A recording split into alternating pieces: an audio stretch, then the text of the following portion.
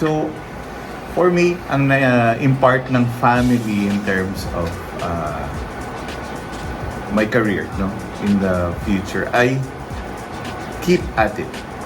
Na a failure today is not actually a failure unless you don't learn from it. So, kung natuto ka naman, go ka lang ng go, no? Move on to the next and to the next.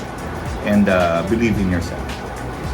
So, ang na-impart sa akin, na tumatak sa utak ko talaga, when my mama said, pag sinuntok ka, suntukin mo rin.